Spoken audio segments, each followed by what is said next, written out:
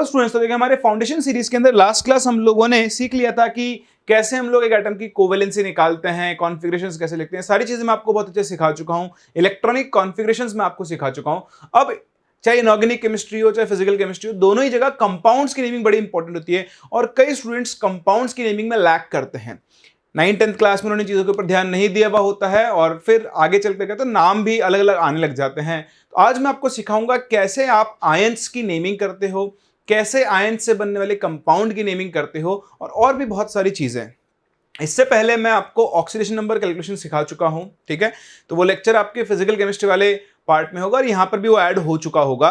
तो एक बार आप जरूर देख लें कि हम ऑक्सीडेशन नंबर कैसे कैलकुलेट करते हैं। वो आपको बेसिक्स कैलकुलेट करने आने चाहिए और उसके बाद हम यहां पर क्या करते हैं, नेमिंग और कंपाउंड्स का फॉर्मेशन सीखेंगे। तो ये स्टार्ट करते हैं with naming of ions. Naming of ions, ठीक है। तो देखो, अगर हम सबसे पहले बात करें कैटायंस के लिए, तो कैटायंस का नाम लिखते टाइम आपको एक्स्ट्रा कुछ नहीं करना होता है। कैटायंस का जो नेम है, name of cation is written as it is if it's monoatomic, ठीक है। मोनोएटॉमिक का मतलब क्या है, जिसके अंदर सिर्फ एक एटम हो। फॉर एग्जाम्पल Na+, तो Na+ को आप सिंपल क्या बोल देते हो, सोडियम, और इसके साथ प्रीफिक्स लगा देते हो आयन। पोटेशियम K+, इसको आप लिख दोगे पोटेशियम आयन, है ना। ऐसे ही अगर आपके पास Ca2+ है तो उसे आप लिख दोगे कैल्शियम आयन। तो जब आपके पास एक सिंगल एटम वाला कैटायन हो तो उसका नाम लिखने के लिए आपको स्पेशली कुछ नहीं करना होता है, बस उसके नाम के आगे आयन लगाना है। जिस एलिमेंट का, जिस मेटल का वो आयन है, कैटायन है, उसका नाम लिख के उसका आयन लिख दो। कैल्शियम का है तो कैल्शियम आयन, मैग्नीशियम का है तो मैग्नीशियम आयन, ठीक है। कुछ एक केसेस में आप स्पेशल नेमिंग करते हो, जैसे H+, तो मैं आपको पहले भी सिखा चुका हूं। H+ को आप प्रोटॉन बोल देते हो या फिर आप इसे हाइड्रोजन आयन भी बोल सकते हो, ठीक है। जनरली इसे प्रोटॉन बोलते हैं या फिर आप इसे हाइड्रोजन आयन भी बोलते हो, ठीक है। ऐसे आपके पास होता है He2+। He2+ जो है वैसे तो ये हीलियम आयन है, ठीक है, लेकिन हम इसे अल्फा पार्टिकल के नाम से भी जानते हैं। ऐसे बता रहा हूं, ठीक है, पता होना चाहिए आपको। चलिए, अब आपके पास एक और टाइप के कैटायंस आते हैं जिनके अंदर एक से ज्यादा एटम्स प्रेजेंट हो। So if cation contains more than one atom, then em suffix is used। तो ऐसे केस में हम उस कैटायन के लिए क्या यूज करते हैं, em सफिक्स यूज करते हैं। जैसे मैं आपको एग्जांपल दूं, अमोनिया। तो अमोनिया से कैटायन बनता है NH4+। तो क्योंकि अमोनिया से बना है तो अमोनिया और उसके लास्ट में जोड़ दोगे em, तो ये बन जाएगा आपके पास अमोनियम आयन। क्या बोल देते हैं, अमोनियम आयन। जैसे देखो H3O+, तो वाटर पे जब एक H+ जुड़ जाता है उससे बनता है H3O+। तो आप जानते हो वाटर को हाइड्रा बोलते हैं, तो इस आयन का नाम हो जाता है हाइड्रोनियम। हाइड्रोनियम। ध्यान रखना, H+ exist as H3O+ in aqueous. Spelling ठीक से लिख दूं मैं एक्वस की, मैं हमेशा गलत लिखता हूं, आप ध्यान रखना थोड़ा सा, ठीक है। AQUEOUS, aqueous ion. फिर भी एक बार AQEO, सॉरी, AQ एक्वस है ना।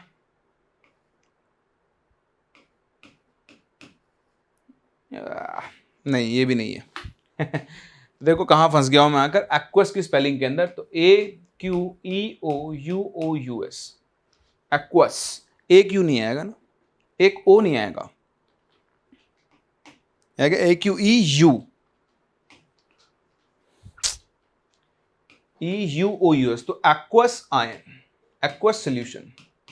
ठीक है, तो ध्यान रखना एक्वस सोल्यूशन में जो आपका H प्लस है वो H3O प्लस की फॉर्म में एग्जिस्ट करता है। ऐसे देखो आपके से एक और होता है कैटायन NO, NO होता है नाइट्रोसिल। क्या होता है? नाइट्रो, नाम रटने नहीं है आपको, है ना, सब समझो पहले तो नाइट्रोसिल होता है, इस पे NO प्लस चार्ज आता है, इसे हम बोलते हैं नाइट्रोसीलियम। तो कैटायंस आपके पास बहुत लिमिटेड हैं। ठीक है, कैटायन आपके पास बहुत लिमिटेड है। तो अगर आपके पास सिंगल एटम का कैटायन है तब तो जो उसका नाम है वही लिख दोगे, लास्ट में आयन लगा दोगे। लेकिन अगर आपके पास मल्टी एटॉमिक कैटायन है तो उसके नाम के आगे आप EM सफिक्स लगा देते हो। तो ये बहुत सिंपल है कैटायंस की नेमिंग। ठीक है, चलो अब चलते हैं एनायंस पे। एनायंस की नेमिंग में ज्यादा चीजें हैं और ज्यादा आपको ध्यान भी रखनी पड़ेगी, सीखनी पड़ेगी, आसान है। ठीक है, जब हम नेमिंग ऑफ एनायंस की बात करते हैं, नेमिंग ऑफ एनायंस, अच्छा एनायंस तो आप समझते हो ना, एनायंस वो जिनके ऊपर नेगेटिव चार्ज होता है और कैटायंस वो जिनके ऊपर पॉजिटिव चार्ज होता है। ठीक है, इतना तो आप सभी जानते ही हो। अब अगर मैं आपसे एनायंस की बात कर रहा हूं तो एनायंस भी आपके पास अलग अलग टाइप के हो सकते हैं। पहले जैसे मैंने आपसे कहा था, आप क्या होंगे? Mono atomic anions. तो पहले हम मोनो एटॉमिक एनायंस की नेमिंग करेंगे। मोनो एटॉमिक एनायंस क्या होंगे? जिनके अंदर सिर्फ एक एटम होता है। अगर आपके पास ऐसे एनायंस है जिनके अंदर सिर्फ एक एटम है, ठीक है, फॉर एनायंस कंटेनिंग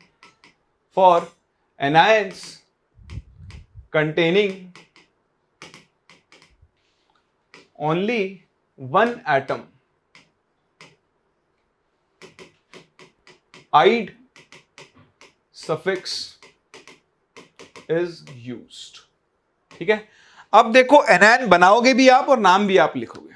ठीक है ना, चलिए स्टार्ट करते हैं पहले हेलोजेंस के साथ। जैसे फ्लोरीन, आप सभी जानते हो फ्लोरीन का इलेक्ट्रॉनिक कॉन्फिगरेशन होता है 2s2 2p5। आप देख चुके हो उसके वैलेंस शेल में 7 इलेक्ट्रॉन है, तो एक इलेक्ट्रॉन गेन करते ही ये बना लेगा F-, मोनो एटॉमिक एनायन। ठीक है, तो फ्लोरीन से बनाया ना, तो फ्लोरीन के नाम के आगे आइड सफिक्स लगा दो तो इस आयन का नाम क्या बन जाएगा? फ्लोराइड। सिमिलरली क्लोरीन के वैलेंस शेल में भी 7 इलेक्ट्रॉन होते हैं, इलेक्ट्रॉनिक कॉन्फ़िगरेशन 3s2 3p5। एक इलेक्ट्रॉन गेन करके ये भी बना लेगा Cl- और इसका नाम क्या रख देंगे हम? क्लोराइड है। तो बताओ सिमिलरली, अब मैं चाहो तो लिखते चलते चलो कॉन्फ़िगरेशन। ब्रोमीन क्या हो जाएगा? 4s2 4p5। एक इलेक्ट्रॉन गेन करके ये बना लेगा Br-, octet complete 4s2 4p6, ये बन जाएगा 3s2 3p6। क्योंकि ब्रोमीन से बना है तो इसका नाम हम लोग क्या रख देंगे? ब्रोमाइड। ऐसे ही देखो आयोडीन प्लस इलेक्ट्रॉन, तो आयोडीन का इलेक्ट्रॉनिक कॉन्फ़िगरेशन होता है 5s2 5p6। एक इलेक्ट्रॉन गेन करके ये I- बना लेगा और इसका नाम क्या बन जाएगा? आयोडाइड। बोलो बात समझ में आ रही है? ठीक है, तो बहुत सिंपल है मोनोएटॉमिक एनायन। अब ऐसा नहीं कि सभी के लिए हो, कुछ पॉलीएटॉमिक एनायंस भी होते हैं, अभी उनका भी नाम लूंगा। बट अभी देखो फ्लोरीन के बाद चलते हैं ऑक्सीजन पे। ऑक्सीजन की अगर आप बात करो तो ऑक्सीजन का इलेक्ट्रॉनिक कॉन्फ़िगरेशन होता है 2s2 2p4, इनसे एक कम हो जाता है, तो ये 2 इलेक्ट्रॉन गेन करके अपना ऑक्टेट कंप्लीट कर लेगा, तो ये बनाएगा O2-, तो ये होता है 2s2 2p6। इसे हम बोल देंगे, ये ऑक्सीजन से बनाया ना, आइड लगेगा तो क्या बन जाएगा? ऑक्साइड। क्या बनेगा? ऑक्साइड। अब ऑक्सीजन के केस में कुछ स्पेसिफिक एनायंस भी होते हैं। क्या होते हैं? कुछ स्पेसिफिक एनायंस, तो ध्यान रखना, ये आप यूज करोगे, यूज करते करते आपको याद होंगे, पर जानना आपको ने आज से ही पड़ेगा। तो जो भी स्पेशल केसेस होंगे उनको मैं येलो कलर से दिखाऊंगा आपको, ताकि आपको उनके ऊपर फोकस करें, उनको याद भी रख पाए। ऑक्सीजन का ही एक और एनायन होता है, इसे हम बोलते हैं O2-2-। इसे हम बोलते हैं पर ऑक्साइड आयन। क्या बोलते हैं? Peroxide ion. परऑक्साइड आयन में क्या होता है? 2 ऑक्सीजन आपस में डायरेक्टली कनेक्टेड होते हैं और उनकी एक वैलेंसी फ्री होती है। ठीक है, और हर एक ऑक्सीजन पे माइनस चार्ज होता है अगर कनेक्टेड नहीं है, तो इसे हम बोलते हैं O2-2-। ये हो गया आपका परऑक्साइड आयन। 2 ऑक्सीजन के बीच में जो लिंकेज होता है इसे हम बोलते हैं पर ऑक्सी लिंकेज। पर ऑक्सी लिंकेज, तो ये आप लोगों के लिए थोड़ी सी नई चीज है, इसलिए आपको इसके ऊपर फोकस करना पड़ेगा। ऐसे ही इसका एक और आयन होता है, उसे हम बोलते हैं O2-। O2- जो होता है वो सुपर ऑक्साइड आयन होता है। कौन सा आयन होता है? Super oxide ion. तो कुछ स्पेसिफिक एलिमेंट्स आपके परऑक्साइड्स और सुपर ऑक्साइड्स बनाते हैं, उनके अंदर ये आयन प्रेजेंट होता है। जैसे मैं आपको परऑक्साइड्स का एग्जांपल दूं तो आपके पास जैसे H2O2 हो गया, है ना, जैसे आपके पास Na2O2 हो गया, ये क्या है, आपके पेरोक्साइड है, Ba2O2 हो गया। ये क्या होता है, ये पेरोक्साइड्स बनाते हैं, ठीक है। ऐसे ही कुछ स्पेसिफिक एलिमेंट्स लाइक पोटेशियम हो गया, वो क्या बनाता है, आपका सुपर ऑक्साइड फॉर्म करता है, ठीक है।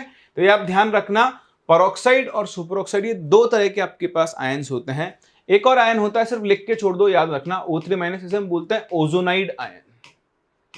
क्या बोलते हैं, ओजोनाइड आयन। तो ये तीन तरह के स्पेशल आयन्स हैं जिनसे आप शायद पहले कभी नहीं मिले हुए हैं, इसलिए एक बार इनके ऊपर जरूर जरूर जरूर फोकस करें।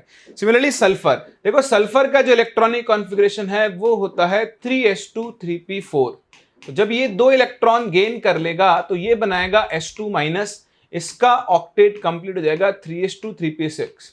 अब क्योंकि ये सल्फर से बना है तो नॉर्मल रूल आइड लगेगा। देखो आइड तो सब जगह ही लग रहा है, आप चाहो तो आयन लिखो चाहे ना लिखो, ये क्या बन जाएगा, सल्फाइड। बोलो समझ में आ रहा है। ऐसे ही मैं लेकर चलता हूं आपको फास्फोरस के पास, नाइट्रोजन के वाले चलता हूं। नाइट्रोजन का इलेक्ट्रॉनिक कॉन्फ़िगरेशन होता है 2s2 2p3। तो अगर नाइट्रोजन 3 इलेक्ट्रॉन गेन कर ले तो देखो इसका ऑक्टेट कंप्लीट हो जाएगा, ये बना लेगा 2s2 2p6। तो क्योंकि ये नाइट्रोजन से बना है और मोनोएटॉमिक एनायन है, इसलिए हाँ इसका नाम बन जाएगा नाइट्राइड बनेगा। एग्जैक्टली इसी तरह आप बात करो फास्फोरस का इलेक्ट्रॉनिक कॉन्फ़िगरेशन होता है 3s2 3p3 प्लस, ये 3 इलेक्ट्रॉन गेन करेगा, गेन कर कर ये क्या बना लेगा, p3-। तो ये इसका भी ऑक्टेट कंप्लीट 3s2 3p6 और ये कहलाएगा आपका फॉस्फाइड। एग्जैक्टली इसी तरह अगर आप बात करो कार्बन, तो कार्बन का इलेक्ट्रॉनिक कॉन्फ़िगरेशन क्या होता है 2s2 2p2। अगर ये 4 इलेक्ट्रॉन गेन कर ले तो ये C4- बनाएगा, देखो ऑक्टेट कंप्लीट, इसे हम बोल देंगे कार्बाइड। पर ध्यान रखना कार्बाइड ये फिक्स नहीं होता है, there are more types of carbides जिनसे आप आगे मिलोगे, तो अभी उनकी जरूरत नहीं है। मोर टाइप्स ऑफ कार्बाइड्स, उनसे हम लोग आकर चलकर मिल लेंगे, ठीक है। अच्छा ये तो वो एनायंस हुए जिनके अंदर सिंगल एक एटम है, उनके नाम के आगे क्या लगेगा, आइड। कुछ ऐसे एनायंस भी हैं जिनके अंदर एक से ज्यादा एटम्स हैं और उनके अंदर भी क्या लग जाता है, आइड। तो ये स्पेशल कैसे ध्यान रखना, जैसे आप देखो O2- ऑक्साइड है, O2-। अगर मैं इस पे एक H+ जोड़ दूं तो ये बन जाएगा OH-। तो स्पेशल्स हैं इसलिए मैं कलर येलो यूज कर रहा हूं, OH-। तो हम मान लेते हैं कि ये ऑक्साइड से डेराइव्ड है। जब ऑक्साइड पे एक H+ लगेगा हाइड्रोजन तो OH- बनता है, इसलिए ऑक्साइड के आगे हाइड्रोजन लगा दो तो ये बन जाएगा, हाँ इसे हम कहते हैं हाइड्रोक्साइड। नाम तो आप लोगों ने सुना ही होगा। ऐसे ही देखो एक और होता है CN-, इसे हम बोलते हैं साइनाइड। इसे हम साइनाइड क्यों बोलते हैं ये आप आगे जाकर सीखोगे। एक्चुअली जो साइनाइड है ना CN-, ये इन हेलाइड्स की तरह यानी हेलोजेंस की तरह बिहेव करता है। इन्हें हम बोलते हैं स्यूडो हेलाइड्स। क्या बोलते हैं, नाम सुन लो, याद बात नहीं रखना।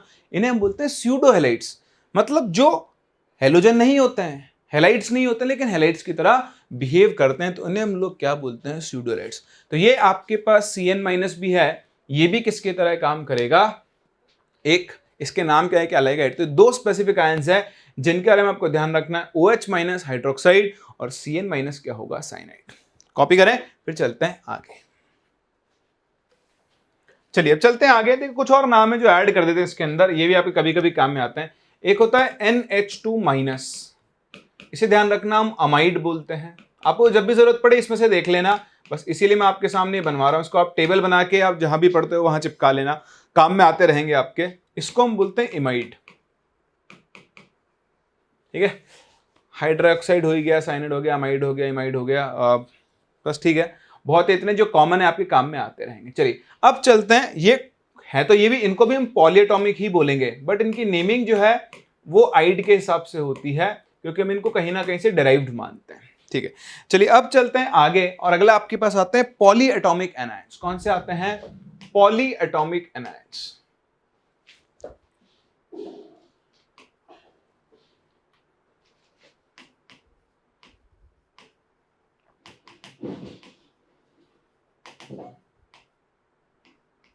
ठीक है, तो इनमें से जो आप मैक्सिमम एनायंस देखोगे वो इनके एसिड से डेराइव्ड होते हैं। मतलब जब आप किसी एसिड से H+ हटा दोगे उसके बाद आपके क्या बनते हैं, एनायंस बनते हैं। तो खैर अभी आपने एसिड्स इतने पढ़े नहीं है, इसलिए मैं उनके बारे में बात नहीं करूंगा। मैं आपको एक दूसरे तरीके से सिखाता हूं, ठीक है। यहां पर क्या होंगे, पॉलीएटॉमिक एनायंस में दो तरह के आपके एनायंस होते हैं किसी भी एलिमेंट के। तो आप यहां पर क्या करोगे, सेंट्रल एटम का ऑक्सीडेशन स्टेट निकालोगे, ठीक है। तो अगर मान लो आपके पास दो पॉसिबल स्टेट्स हैं, if there are two possible oxidation states of central atom, ठीक है। तो अगर आपका सेंट्रल एटम, इसको आप ऐसे लिख लो, if central atom is in lower oxidation state, ठीक है। सेंट्रल एटम जो है वो लोअर ऑक्सीडेशन स्टेट में है, तब तो आप सफिक्स यूज करोगे आइट, मतलब उसके नाम के आगे आप आइट लगा दोगे। सिमिलरली अगर आपका central atom higher oxidation state में है, in higher oxidation state,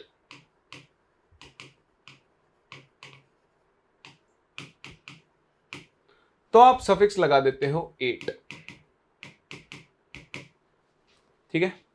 इसी के साथ साथ एक और काम कर लेते हैं हम, पॉलीएटॉमिक एनायंस एंड एसिड्स दोनों की नेमिंग कर लेते हैं, क्योंकि दोनों में आपको सेम चीज देखनी पड़ेगी।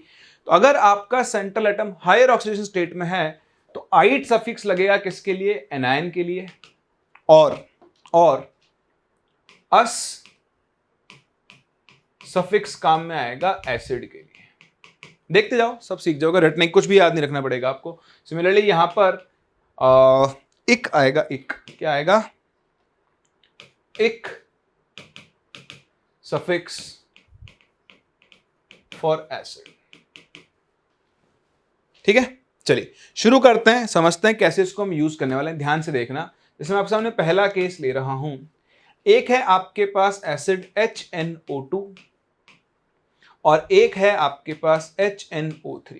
अब देखो, मैंने आपको ऑक्सीडेशन नंबर निकालना सिखा दिया है, तो यहां पर आप नाइट्रोजन का ऑक्सीडेशन नंबर निकालो, आएगा +3, और यहां पर नाइट्रोजन का ऑक्सीडेशन नंबर आएगा +5, +3 और +5, ठीक है।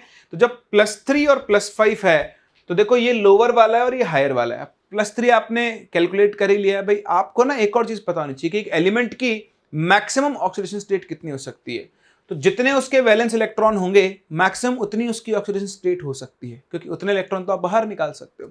तो नाइट्रोजन के वैलेंस में 5 इलेक्ट्रॉन होते हैं, इसलिए नाइट्रोजन की मैक्सिमम ऑक्सीडेशन स्टेट कितनी हो सकती है, +5। तो देखो ये अपनी हायर स्टेट में है, ये लोअर स्टेट में है। तो जब ये अपनी लोअर स्टेट में होगा तो इसके, ये एसिड है, ठीक है ना, ये एसिड है, तो इसके नाम के आगे लगेगा एस, तो इसका नाम बन जाएगा, नाइट्रोजन का एसिड है ना, तो नाइट्रस एसिड। और यह HNO3, ये अपनी हायर ऑक्सीजन स्टेट में है, तो इसके नाम के आगे लगेगा इक, तो ये नाइट्रोजन का एक एसिड है, इसलिए इसका नाम क्या बन जाएगा, नाइट्रिक एसिड, ठीक है, नाइट्रिक एसिड। अब ध्यान दो, जो एनायन बनेगा वो कैसे बनेगा, जब इसमें से एक H+ चला जाएगा। इसमें से जब एक H+ चला गया तो ये बनेगा NO2-। आप फिर से देखो, नाइट्रोजन यहाँ +3 स्टेट में आएगा, और यहां से एक H+ चला गया तो ये बन जाएगा NO3-। यहां पर नाइट्रोजन +5 स्टेट में है। अब ये इनके करस्पॉन्डिंग एनायंस हैं। अब अगर आपको इन एनायंस की नेमिंग करनी है तो मैंने आपको सिखाया, लोअर स्टेट में है तो आइट लगेगा, तो ये बन जाएगा नाइट्राइट, नाइट्राइट आयन, ठीक है। और ये क्या बन जाएगा, इसके लगेगा 8, तो ये बन जाएगा आपका नाइट्रेट आयन। सिंपल, समझ में आया। तो आप एसिड और एनायन दोनों की नेमिंग एक साथ कर सकते हो, बस ध्यान रखना, लोअर ऑक्सीडेशन स्टेट का एसिड है तो अस लगेगा, हायर ऑक्सीडेशन स्टेट का एसिड है तो क्या लगेगा, इक लगेगा। सिमिलरली इनके जो एनायंस हैं उनमें अगर वो लोअर ऑक्सीडेशन स्टेट में, इन्हें हम ऑक्सी एनायंस भी बोलते हैं। क्या बोलते हैं, ऑक्सी एनायंस। आप चाहो तो कहीं लिख देना कहीं पर भी कि पॉलीएटॉमिक एनायंस, या फिर आप oxy anions and oxy anions भी लिख दो, सभी इसी में आ जाएंगे। ऑक्सीजन आयंस क्या होते हैं? जिनमें एटम के साथ साथ ऑक्सीजन भी प्रेजेंट होता है। ये जो है इनको हम इनके ऑक्सी एसिड्स बोलते हैं। ऑक्सी एसिड्स या कुछ कई जगह पर आपको ऑक्सो एसिड्स भी लिखा हुआ मिल जाएगा। तो दो तरह के एसिड्स होते हैं, एक ऑक्सो एसिड्स होते हैं, एक हाइड्रा एसिड्स होते हैं। सबके बारे में आपको बताऊंगा, आप चिंता ना करें। अभी तो बेसिक आप नेमिंग सीख लो, फिर दोबारा चलेंगे एसिड्स की क्लासिफिकेशन के ऊपर भी। हर एक बेसिक चीज मैं आपको पढ़ाने वाला हूं, बिल्कुल भी लोड ना लें, बस मेरे साथ चलते रहें। चलिए आगे चलते हैं और एग्जाम्पल देखें भाई, इनके और एग्जाम्पल देखते हैं। चलो मैं अगला एग्जाम्पल लेता हूं, सल्फर। मान लो एक एसिड है आपके पास H2SO3 और एक है आपके पास H2SO4। ये सल्फर के दो एसिड्स हैं। सल्फर के और भी बहुत सारे एसिड्स होते हैं, वो हम बनाना बाद में सीखेंगे, अभी हम पहले बेसिक सीख लेते हैं, ठीक है। तो देखो यहां आप सल्फर का ऑक्सीडेशन स्टेट निकालो, तो इस एसिड में सल्फर जो है आप कैलकुलेट करोगे तो +4 और यहाँ +6 ऑक्सीडेशन स्टेट में आएगा। सल्फर जो है उसके पास वैलेंस शेल में 6 इलेक्ट्रॉन होते हैं, तो उसकी मैक्सिमम स्टेट 6 हो सकती है। तो देखो ये हायर स्टेट में है, लोअर स्टेट में है, तो जो हायर स्टेट वाला उसके नाम क्या लगेगा? इक। तो ये सल्फर का एक एसिड है, इसीलिए आप इसे बोलते हो सल्फ्यूरिक एसिड। क्या बोलते हो? Sulphuric acid. ये लोअर स्टेट में इसके नाम के आगे लगेगा एस, तो ये क्या बन जाएगा? Sulphurous acid. एक एसिड है और एक एस एसिड है। अब आप इससे H+ हटा दो, तो जैसे आप इससे H+ हटाओगे, ध्यान से देखो, जैसे आपने इससे 2 H+ हटाए, ये बनाएगा SO3 2-। इसके देखो इसमें सल्फर फिर से +4 में आएगा, आप कैलकुलेट कर लो, तो ये बनेगा सल्फाइट। ध्यान रखना, सल्फाइट। एक था सल्फाइड, जब सल्फर पे 2- आया था, मोनोटोमिक आया था, वो तो था आइड। ये क्या है? आइट। देखो यहां से 2 H+ हटा दो, तो बताओ ये क्या बनेगा? SO4 2-। इसे हम कौन सा आयन बोलेंगे? सल्फेट। क्या आपको बात समझ में आ रही है? अगर समझ में आ रही है तो मैं आपके सामने फिर से 2 एसिड लिख रहा हूं, आपको उनकी नेमिंग बतानी है, ठीक है। जैसे मैं अभी आपके सामने, सल्फर हो ही गया, नाइट्रोजन हो गया, बहुत दुविधा वाली बात है, क्योंकि अब अपने पास, चलो ठीक है, अभी तो आप लिखो, एक आपके पास एसिड है H3PO3 और एक एसिड है H3PO4। आपको इनकी नेमिंग करनी है, ठीक है। चलिए करें नेमिंग, देखें क्या आती है। चलिए, तो आई होप आपने इनका नाम लिख लिया होगा। देखो ये H3PO3 यहां आप कैलकुलेट करो, फॉस्फोरस आएगा +3 ऑक्सीजन स्टेट में, यहां आएगा +5। फॉस्फोरस नाइट्रोजन की फैमिली का मेंबर है, नाइट्रोजन के जस्ट नीचे आता है। फॉस्फोरस के वैलेंस शेल में 5 इलेक्ट्रॉन है, तो उसकी मैक्सिमम ऑक्सीडेशन स्टेट +5 हो सकती है। तो +5 उसकी मैक्सिमम ऑक्सीडेशन स्टेट, तो हायर में है, ये लोअर में है, तो ये लोअर में है तो ये बनेगा एस, तो इसे हम बोलते हैं फॉस्फोरस एसिड। आई होप आपने नेमिंग लिख ली होगी इसकी, ठीक है। और ये होता है आपका फॉस्फोरिक एसिड। लेकिन देखो अभी इसमें एक और चीज है जो आपको सीखनी है, बस अभी मैं उसी पे मूव करने वाला हूं। तो पहली चीज आपने देख ली है कि अगर आपका जो एलिमेंट है वो हायर ऑक्सीजन स्टेट में है, तब तो उसके नाम के आगे इक लगेगा, और लोअर ऑक्सीजन स्टेट में है तो अस लगेगा जब हम एसिड का नाम लिख रहे हैं। जब हम एनायन का नाम लिख रहे हैं तो जब वो हायर ऑक्सीजन स्टेट में है तो एट लगेगा, और जब वो लोअर ऑक्सीजन स्टेट में है तो आइट लगेगा। तो देखें SO4 2- सल्फेट हुआ और SO3 2- क्या हो गया? सल्फाइट। NO2- नाइट्राइट हुआ और NO3- क्या हो गया है? नाइट्रेट। चलिए अब थोड़ा आगे चलते हैं। अगर आपका एलिमेंट 2 से ज्यादा ऑक्सीजन स्टेट शो कर रहा है तो क्या होगा? ध्यान से देखें, if the element shows more than 2 oxidation state, अगर आपके एलिमेंट के पास 2 से ज्यादा ऑक्सीजन स्टेट हैं तो आपको थोड़ा सा यहां पर देखना पड़ेगा, सोचना पड़ेगा। तो उसके लिए मैं आपके सामने लूंगा एक एग्जांपल, ठीक है। तो क्या होता है, जैसे मैं क्लोरीन का एग्जांपल ले रहा हूं, आप देखो क्लोरीन के इलेक्ट्रॉनिक कॉन्फिगरेशन देखें तो होता है 3s2 3p5। इसके वैलेंस शेल में 7 इलेक्ट्रॉन्स होते हैं। अब क्लोरीन क्या होता है? वेरिएबल ऑक्सीडेशन स्टेट शो करता है। क्या शो करता है? वेरिएबल, ठीक है। वो +1 +3 +5 +7, ये 4 तरह की ऑक्सीजन स्टेट शो कर सकता है। +7 मतलब आपने 7 के 7 इलेक्ट्रॉन निकाल दिए। तो 7 इलेक्ट्रॉन निकालना इतना आसान काम नहीं होता है। तो ध्यान से देखना, मैं आपके सामने एसिड्स बना रहा हूं।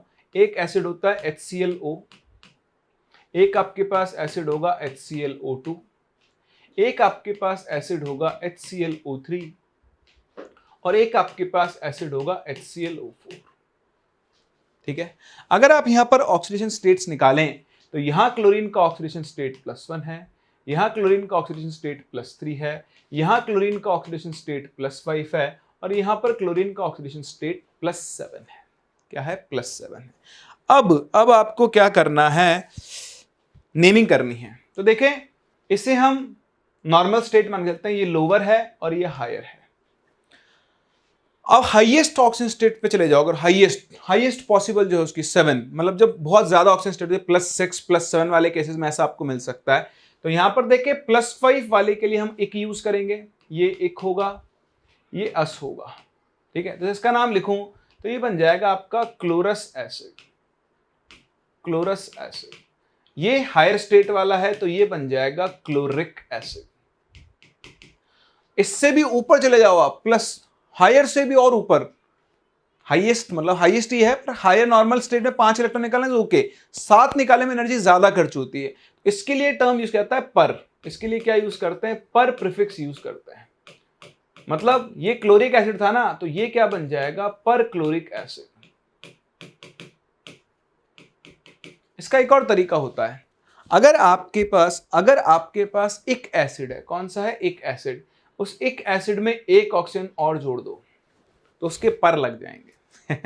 हाँ, बट याद ऐसे रख सकते हो, अगर आपके पास किसी का एक एसिड है और उसमें आपने एक ऑक्सीजन और जोड़ दिया तो उसके पर लग जाएंगे, वो पर एक एसिड बन जाएगा। जैसे ये सिमिलरली, अगर आप एक एसिड से एक ऑक्सीजन कम कर दो या ऐसा बोल दो, चलो इधर से इधर चलते हैं, एक एसिड से आपने एक ऑक्सीजन हटा दिया तो आपको उसका अस एसिड मिल जाएगा। क्या मिल जाएगा? अस एसिड। देखो अभी मैंने आपको लिखना सिखाए थे, अब इनका ट्रांजिशन सिखा रहा हूं। तो आप किसी भी एक एसिड को बना लो, उसमें एक एक्स्ट्रा ऑक्सीजन जोड़ दो तो उसका पर एसिड बन जाएगा, उसमें से एक ऑक्सीजन कम कर दो तो उसका अस फॉर्म बन जाएगा। अगर आप उसमें से एक और ऑक्सीजन कम कर दो तो ये लोएस्ट ऑक्सीजन स्टेट में पहुंच जाता है। इसके लिए हम सफिक्स प्रीफिक्स लगाते हैं हाइपो। इसे हम क्या बोलेंगे? देखो, इसे हम बोलेंगे हाइपो क्लोरस एसिड। सभी की हाइपो फॉर्म नहीं बनती, पर जिनकी बनती है उनके लिए हम ये सफिक्स प्रीफिक्स यूज करते हैं हाइपो। हाइपो का मतलब होता है जरूरत से भी कम। तो जनरली इसकी +3 होती है, +3 से भी कम लोएस्ट में चला गया तो उस केस में हम उसके लिए सफिक्स क्या यूज करते हैं? हाइपो यूज करते हैं। समझ रहे हैं? देखो जैसे अगला केस, मान लो मैं बात करता हूं आपसे H2SO4। तो आपने अभी भी देखा H2SO4 में सल्फर +6 ऑक्सीजन स्टेट में होता है और इसे हम बोलते हैं सल्फ्यूरिक एसिड। Sulphuric acid. आगे चल के उनके स्ट्रक्चर भी बनाना सीखेंगे, बट अभी तो आप नेमिंग पे ध्यान दें। तो सल्फ्यूरिक एसिड, उस टाइम वापस से सारी नेमिंग रिपीट होंगी, है ना। आपको ये नेमिंग एक दिन में याद नहीं हो सकती, कोशिश भी मत करना, समझो, सीखो। जैसे जैसे आप यूज करते जाओगे आपके सब नेमिंग्स याद होते जाएंगे। मैं हर बार आपको बताया करूंगा नेमिंग कैसे कर रहे हैं, आप उसकी चिंता ना करें, अभी आपको समझने में फोकस करना है। तो अगर आपने इसमें एक ऑक्सीजन और जोड़ दिया तो ये बन जाएगा H2SO5। इसे हम बोल देंगे पर सल्फ्यूरिक एसिड। ये लो भैया, ये बन गया पर सल्फ्यूरिक एसिड। ठीक है, मैं आपको इनके स्ट्रक्चर्स बनाना भी सिखाऊंगा, ध्यान से देखना। अब अगर आप इससे एक ऑक्सीजन कम कर दो, तो मैंने आपको क्या सिखाया, एक एसिड में से एक O कम कर दो तो बन जाएगा अस एसिड। तो ये बन गया सल्फ्यूरस एसिड। अगर आप इसमें से एक और ऑक्सीजन कम कर दो तो हाइपो, पर सल्फर के लिए वो पॉसिबल नहीं होता है, इसलिए इसके तीन फॉर्म बनेंगे, सल्फ्यूरस, सल्फ्यूरिक और पर सल्फ्यूरिक एसिड है। चलिए आप ट्राई करें फास्फोरस के लिए। फास्फोरस का एक एसिड क्या होता है भैया? फास्फोरस का एक एसिड है H3PO4। चलो एक बार इसके लिए बनाओ फॉर्म्स, बनाओ, जल्दी बनाओ, आप अपने हिसाब से बनाओ।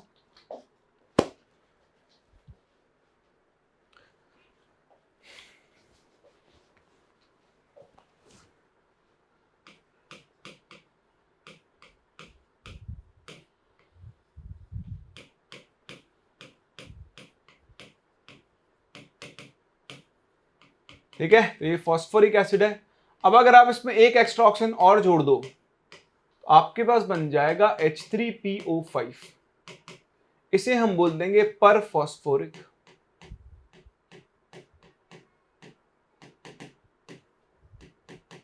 ठीक है, अगर आप इससे एक ऑक्सीजन कम कर दो तो ये बन जाएगा H3PO3। इसे हम लोग क्या बोलते हैं, फॉस्फोरस। और अगर आप इससे एक ऑक्सीजन और कम कर दो तो ये बन जाएगा H3PO2। एक और कम कर दी तो इसे हम क्या बोल देंगे, हाइपोफॉस्फोरस।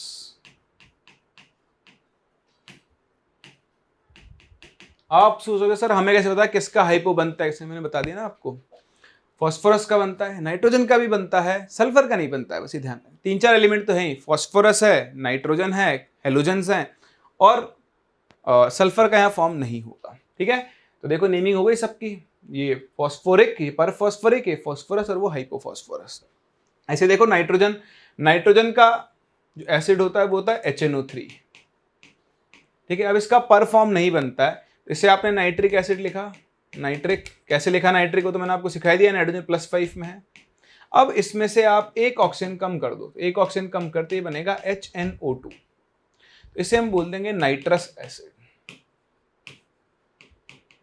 अब आप इसमें से एक ऑक्सीजन और कम कर दो तो बन जाएगा HNO।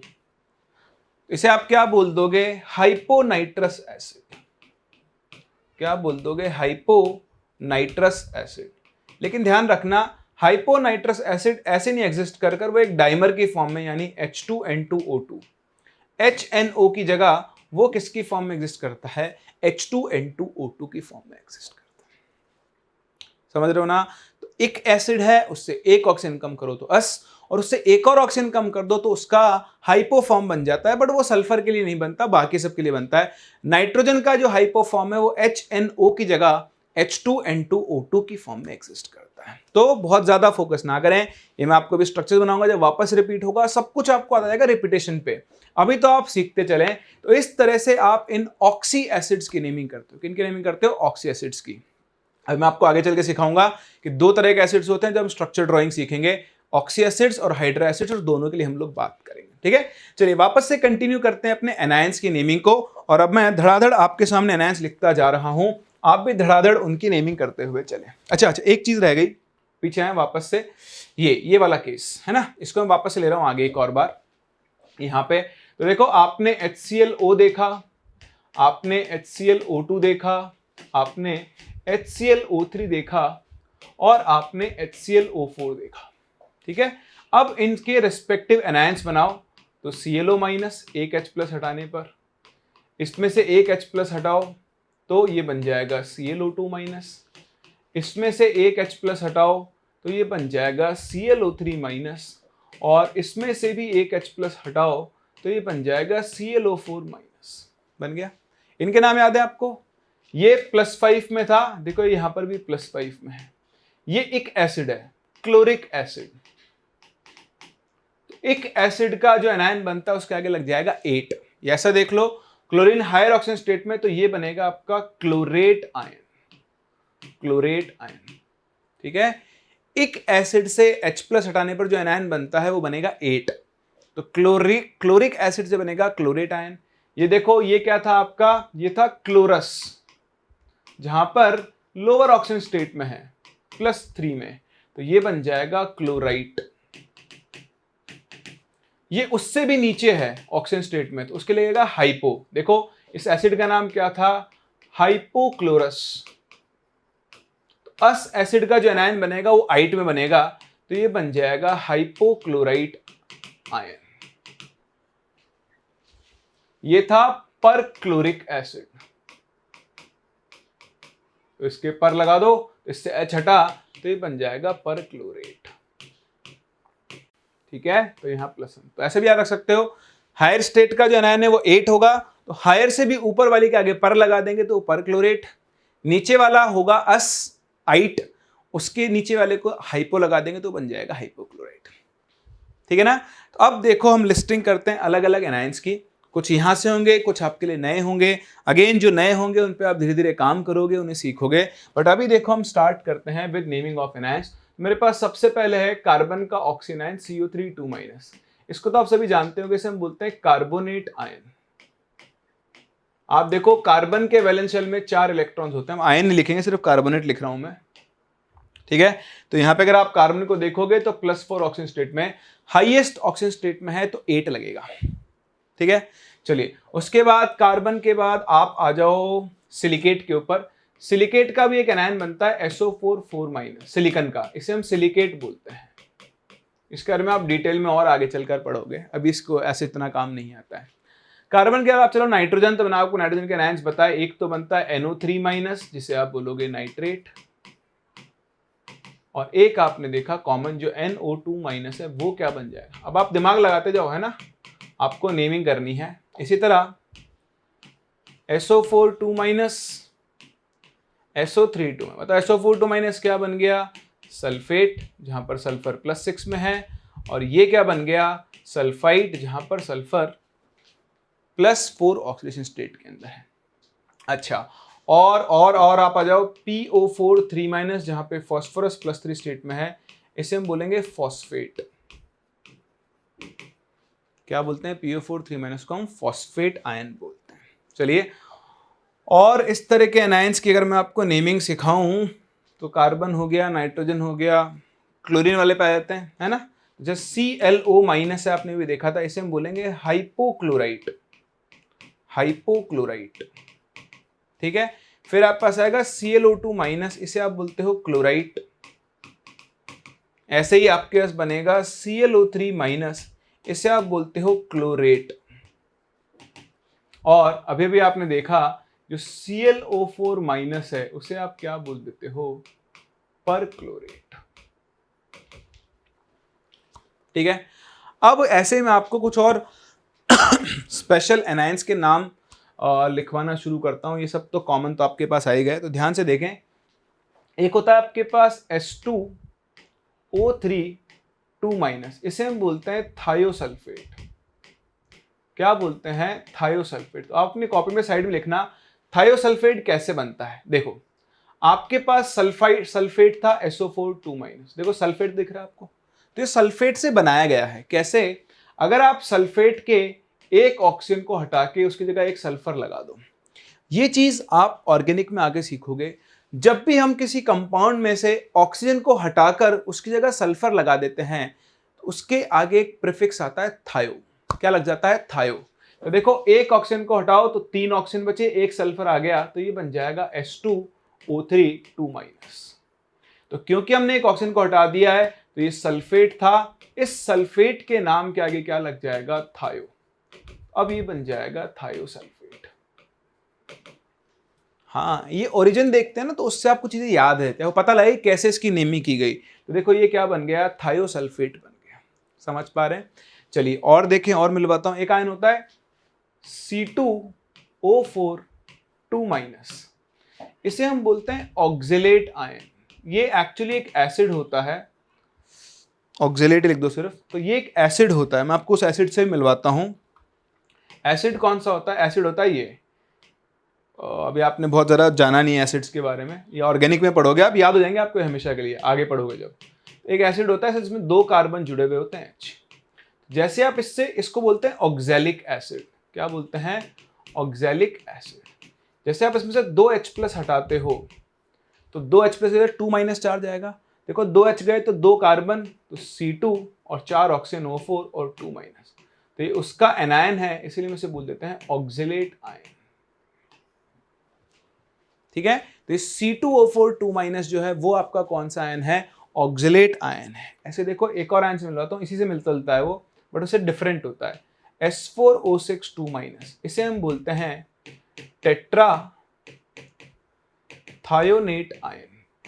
इनकी नेमिंग आप आगे सीखोगे जब आप केमिस्ट्री में और बढ़ोगे आगे। अभी सिर्फ नाम लिखकर छोड़ दो, कभी कहीं लिखा हुआ मिल जाए, जरूरत पड़ जाए तो वो आप यहां से यूज कर सकते हैं, ठीक है। अच्छा, आपने देखा था साइनाइड आयन था आपके पास CN-, देखा था CN-। इस CN- के आगे अगर आप O लगा दो तो इस साइनेट में बदल जाता है। क्या बोलता है, साइनेट। तो ध्यान देना, OCN माइनस, इसे हम बोलते हैं साइनेट आयन। क्या बोलते हैं? Cyanate ion. अब अगर मैं इसमें उल्टा लिख दूं, OCN माइनस की जगह मैं इसे लिख दूं NCO माइनस, इसे हम बोलते हैं थायोसाइनेट। ये अभी आपके काम नहीं आएंगे, जो मैं येलो में लिख रहा हूं वो अभी फॉर दिस फेज आपके इतने काम नहीं आएंगे, बट जैसे जैसे आप आगे बढ़ोगे, है ना, 12th क्लास में आप कई चैप्टर्स पढ़ो, जैसे कोऑर्डिनेशन कंपाउंड चैप्टर पढ़ोगे, वहां आपके बहुत काम में आएंगे। तो नेमिंग आना जरूरी है, अभी इनको याद रखने की जरूरत नहीं है। जो व्हाइट में लिखे हैं वो समझा दिए हैं, याद रखने हैं, ये आप धीरे धीरे यूज करते करते याद करोगे इनको, ठीक है। तो ये बन गया आपका थायोसाइनेट आयन। अब देखो, सॉरी थायोसाइनेट बोल दिया यार, सॉरी, इसे करेक्ट करें, थायो नहीं, ये बनेगा आइसोसाइनेट। क्या बनेगा? आइसोसाइनेट। अब अगर आप इस ऑक्सीजन को सल्फर से रिप्लेस कर दो, तो अभी भी सिखाया, ऑक्सीजन को अगर आप सल्फर से रिप्लेस कर दो तो ये बन जाएगा SCN माइनस। इसे हम बोल देंगे, साइनेट था ना, इसका नाम क्या लगा? थायो। तो ये क्या बन जाएगा? थायो साइनेट। और अगर आप इसे उल्टा लिख दो NCS माइनस, तो ये बन जाएगा आइसोथायोसाइनेट। आप सोच रहे होंगे सर ये उल्टा लिखने में क्या फर्क पड़ गया? ये आप देखोगे, इसमें ये सल्फर के थ्रू बॉन्ड होगा। देखो यहां बॉन्ड्स थ्रू ऑक्सीजन, जब किसी और से बॉन्ड बनाएगा ना तो ये ऑक्सीजन के थ्रू जुड़ेगा। This one bonds through nitrogen, तो दोनों अलग अलग हैं। Similarly this one will bond through sulphur and this one bonds through oxygen. Sorry, oxygen लिख दिया, नाइट्रोजन। चलिए कॉपी करें इसे भी। चलिए इनके बाद देखें, जो आपके पास अगली है, ज्यादा तो नहीं इसलिए यहीं पे लिख लेते हैं उनको भी। कई बार आपको एनायंस के साथ हाइड्रोजन जुड़ा हुआ मिल जाएगा। क्या मिल जाएगा? हाइड्रोजन जुड़ा हुआ आपको मिल जाएगा। जैसे ये कार्बोनेट है ना, CO3 माइनस, इसके साथ अगर मैं एक हाइड्रोजन जोड़ दूं तो ये बन जाएगा HCO3 माइनस। याद है पुराने कन्वेंशन में इनके नाम के आगे बाई लगा देते थे। क्या लगा देते थे? बाई। तो इसे बोल देते हैं बाई कार्बोनेट। आज भी इसको यूज करते हैं, बाई कार्बोनेट।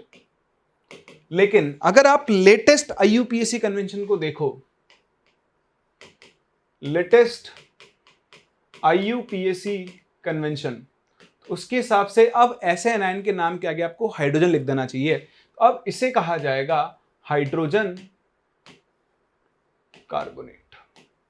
बिल्कुल, ये नेमिंग आपको ध्यान रखनी चाहिए अब जो स्टैंडर्ड है। बट ठीक है, आप बाई कार्बोनेट अब भी यूज करोगे। जैसे आपके पास HSO3 माइनस हो गया, इसे आप बाई सल्फाइड भी बोल सकते हो, क्योंकि ये SO3 माइनस से बना है। सल्फाइड तो बाई सल्फाइड, या फिर आप इसे हाइड्रोजन सल्फाइड बोलोगे, वो ज्यादा बेटर है।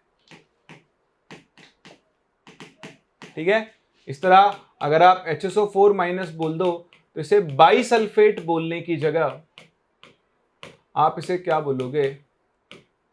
Hydrogen sulphate. इस पे आप ध्यान दें, अब हम ये वाले टर्म्स यूज करते हैं। ऐसे ही HS माइनस है तो ये सल्फाइड से बनेगा, S2 माइनस में एक H जोड़ दोगे, इसे हम लोग बाई सल्फाइड नहीं बोलकर क्या बोलते हैं? Hydrogen sulphide. ठीक है, ऐसे आपको और भी एनायंस मिलते रहेंगे। अच्छा, एक दो एनायंस और रह गए बड़े इंपॉर्टेंट, वो भी मैं आपको मिलवा तो दूं उनसे।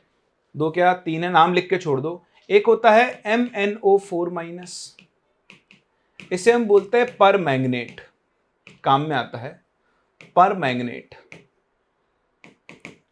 ऐसे होता है एक MnO4 माइनस, इसे हम बोलते हैं मैग्नेट, मैग्नेट।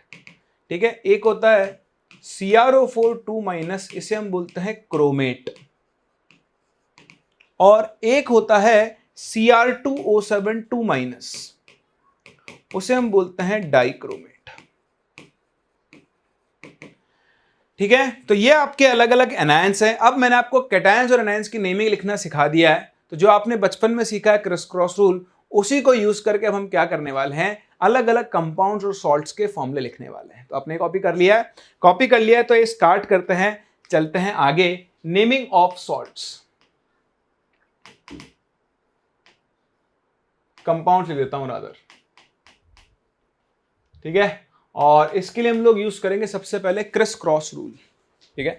तो अगर आप सॉल्ट्स की नेमिंग कर रहे हो तो सॉल्ट्स की नेमिंग करते टाइम आप यूज करते हैं क्रिस, आई थिंक ये मेरी स्पेलिंग गलत है, क्रिस वाली के से शुरू होता है, क्योंकि मैंने अपने बचपन में वो रूल नहीं पढ़ा है, तो आप एक बार चेक कर लेना स्पेलिंग क्या होती है, मुझे भी नहीं पता।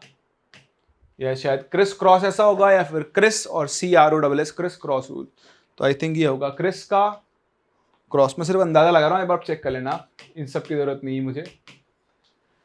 तो क्रिस क्रॉस रूल आपने बचपन सीखा है। नेमिंग करते टाइम क्या लिखते हैं, पहले हम कैटायन लिखेंगे फिर एनायन, और उनके वैलेंसीज को या उनके जो चार्जेस है उनको क्रॉस मल्टीप्लाई करते हैं, ठीक है। खैर मैं आपको उल्टी चीज सिखा रहा हूँ, आपको मैं कैटायन का नाम देता हूँ, कंपाउंड का नाम देता हूँ, उसका फॉर्मूला बनाना है, ठीक है। जैसे हम बात करें सोडियम क्लोराइड, हाँ तो अरे सर ये क्या सिखा रहे हो, तुमको आता है? अरे भाई आता है, मुझे पता है, पर बेसिक्स तो देख लें। तो सोडियम पे कैटायन में +1 चार्ज आपको पता है, और क्लोराइड आपने बनाना सीख लिया, क्लोरीन का मोनोटोमिक आयन, तो क्रॉस मल्टीप्लाई करते हैं तो फॉर्मूला बन जाता है सिंपल NaCl, बिल्कुल ठीक है। इसकी जगह अगर हम मैग्नीशियम क्लोराइड यूज करें तो वो Mg पे 2+ चार्ज, Cl पे माइनस, क्रॉस मल्टीप्लाई करो तो मैग्नीशियम क्लोराइड का फॉर्मूला क्या हो गया, MgCl2 हो गया ना। तो आइए अब मैं कंपाउंड्स के नाम लिख रहा हूं, आपको कोशिश करनी है उनके फॉर्मुलेस बनाने की। आपको कुछ भी बिना देखे नहीं करना है, पीछे आपने नाम लिखे, एनायन देखो, कैटायन देखो, क्रॉस मल्टीप्लाई करो, फॉर्मुलेस बनाओ, ठीक है। चलिए स्टार्ट कर रहा हूं मैं अलग अलग नाम लिखना। सबसे पहले आपके सामने लिख रहा हूं पोटेशियम मैग्नेट, फिर मैं लिखता हूं आपके सामने सोडियम डाइक्रोमेट। चलिए एक आप लिखें अमोनियम सल्फेट। अच्छा एक बार पीछे आना वापस यार, मुझे एक आयन याद आ गया, काम में आएगा वो भी आपके, यहाँ ऐड कर देना CH3COO-, इसे हम बोलते हैं एसीटेट आयन, एसीटेट, ठीक है। लिख लो CH3CO- एसीटेट आयन है।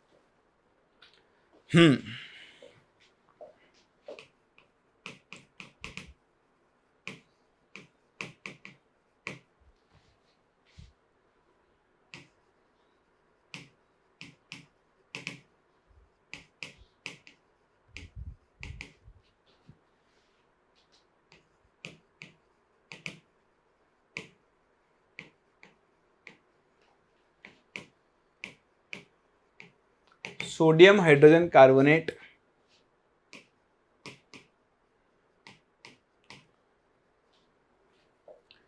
एल्यूमिनियम सल्फेट,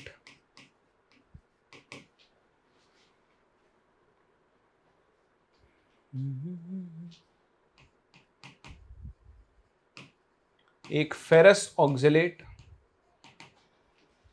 और एक है आपके पास फेरिक ऑक्जेलेट, ठीक है। आई होप ये जानते होंगे आप, जैसे फेरस आयरन +2 स्टेट में है और फेरिक तो आयरन +3 स्टेट में होगा। नहीं जानते हो मैंने बता दिया, फेरस मतलब आयरन +2 में है और फेरिक मतलब आयरन +3 में है।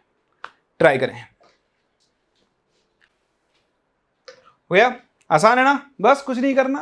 कैटायन का नाम, एनायन का नाम, तो पोटेशियम हो गया K+, परमैग्नेट मैग्नेट हो गया MnO4-, MnO4 2-, परमैग्नेट होता है MnO4-। देखो ये रहा, मैग्नेट इज MnO4 2-, करो क्रॉस मल्टीप्लाई, तो जैसे ही क्रॉस मल्टीप्लाई करोगे फॉर्मूला क्या बन गया, K2MnO4। ये देखें sodium dichromate, sodium Na+, dichromate Cr2O7 2-, cross multiply करो तो ये बन गया Na2Cr2O7 बन गया। अमोनियम सल्फेट, अमोनियम आयन कौन सा होता है, NH4+, सल्फेट हो गया SO4 2-, क्रॉस मल्टीप्लाई करो तो अमोनियम के 2, तो ऐसे के लिए फिर हम ब्रैकेट यूज करते हैं अमोनियम सल्फेट। ये देखो कैल्शियम एसिटेट, तो कैल्शियम पे +2 चार्ज होता है, आप सीख चुके हो। एल्कली मेटल्स हैं, एल्कलाइन अर्थ मेटल्स, उनके वैलेंस शेल में 2 इलेक्ट्रॉन होते हैं, +2 उनका चार्ज रहेगा हमेशा ही। एसिडेट हो गया CH3COO-, कर दो भैया क्रॉस मल्टीप्लाई, तो CH3COO2। अमोनियम क्लोरेट, अमोनियम फिर से हो गया NH4+, क्लोरेट क्या हो गया ClO3-। ध्यान रखना पर क्लोरेट होता है ClO4 माइनस, लिखा हुआ आपके सामने ये रहा, देखो क्लोरेट ClO3 माइनस है, पर क्लोरेट है ClO4 माइनस, तो ध्यान रखना, पढ़ लेना क्या नाम है, तो ये बन गया NH4ClO3, है ना। अच्छा ये देखें सोडियम हाइड्रोजन कार्बोनेट, तो Na, सोडियम तो गया Na प्लस, हाइड्रोजन कार्बोनेट हो गया HCO3 माइनस, तो ये बन गया NaHCO3, या फिर आप इसे सोडियम बाइकार्बोनेट भी बोलते हो ना। तो बहुत आसान है, आपको NaOH के नाम याद होना शुरू हो गया, आपने नेमिंग करना सीख लिया है, नेमिंग पे अच्छे से काम कर लिया, तो आप किसी भी कंपाउंड, एल्यूमिनियम Al3+, नाम फॉर्मूला कुछ भी लिख सकते हो, SO4 2 माइनस, क्रॉस मल्टीप्लाई करो, फॉर्मूला क्या बन गया Al2SO4 होल थ्राइस। कई स्टूडेंट्स को नाम लिखने में, उनको सॉल्ट लिखा हो उसका समझ नहीं आता कि इसका फॉर्मूला ये कैसे होगा, सोचते हैं रटना पड़ेगा, नहीं नहीं नहीं, रटना नहीं है, बेसिक आपने सीखे है ना, आप एनायन की नेमिंग करना भी जान गए हो और उससे फॉर्मूला बनाना भी आप जान गए। फेरस, जैसे ना बताया, फेरस में Fe+2 होगा और ऑक्जेलेट होता है C2O4 2 माइनस, देखो दोनों पे 2 और 2 है, क्रॉस मल्टीप्लाई करोगे 1:1 आ जाएगा, फॉर्मूला बन गया FeC2O4। फेरिक, फेरिक में Fe क्या होगा, +3 में होगा, और ऑक्जेलेट कितना होगा, C2O4 2 माइनस, क्रॉस मल्टीप्लाई करो तो ये बन जाएगा Fe2C2O4 थ्राइस। तो इस तरह से आपको जो मैंने लिस्ट दी है उनमें से आप एनायंस के नाम लिखकर और कैटायंस के साथ उसे कंबाइन कर कर उनके फॉर्मूले बना सकते हैं। तो अब आप इस लिस्ट को यूज करें। अब ऐसा नहीं कि आप लिख लिया और भूल गए, नहीं, आप अगर चाहते हो कि आप नेमिंग में परफेक्ट हो जाओ, कंपाउंड को देखते आप उसका नाम लिख दो, तो आपको इसकी प्रैक्टिस करनी होगी। आप आर्बिटरली लिस्ट में से या किसी और को ये काम दे दो, आप घर में कोई और हो जो आपकी हेल्प कर सकता हो, लिस्ट में से आप क्या करो, नाम उठाओ एनायंस के और कैटायंस के, और ऐसे ही जंबल करके नाम लिख दो और फिर उनके फॉर्मूले लिखने की प्रैक्टिस करो, तब जाके आपको इन एनायंस के नाम अच्छे से याद होंगे। तो बस आज के लेक्चर को मैं ये कंप्लीट कर रहा हूं, आज मैं आपको ज्यादा कुछ नहीं पढ़ा रहा हूं। नेक्स्ट क्लास में आपको एसिड्स के नेमिंग और उनके स्ट्रक्चर्स बनाना भी सिखाऊंगा, थोड़ी बहुत चीजें जो आपको सीखनी होती हैं, फिर हम इनको आगे चलकर और जब चैप्टर्स पढ़ेंगे, केमिकल बॉन्डिंग हो गया, ब्लॉक केमिस्ट्री हो गई, वहां पर और डिटेल में पढ़ लिया करेंगे। बट अभी एक और लेक्चर में आपका लूंगा ताकि मैं आपको थोड़ी बहुत बेसिक स्ट्रक्चर्स बनाना सिखा दूं, ताकि हम जब भी उनको यूज करें तो आपको उनके अंदर कोई भी दिक्कत नहीं आएगी। ठीक है, तो आप काम करें इन एनायंस की नेमिंग के ऊपर। हम लोग मिलते हैं नेक्स्ट क्लास और यहां से आगे कंटिन्यू करते हैं। तब तक के लिए take care and bye bye.